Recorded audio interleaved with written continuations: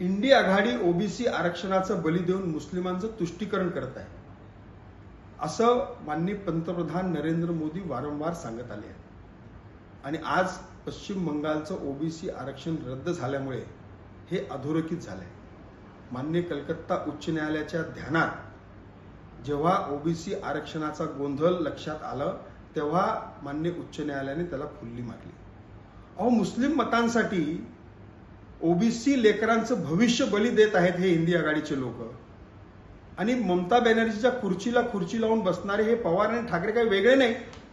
काँग्रेसने तर आपल्या घोषणापत्रात सांगितलं की आम्ही ओबीसीचं आरक्षण मुस्लिमांना देऊ।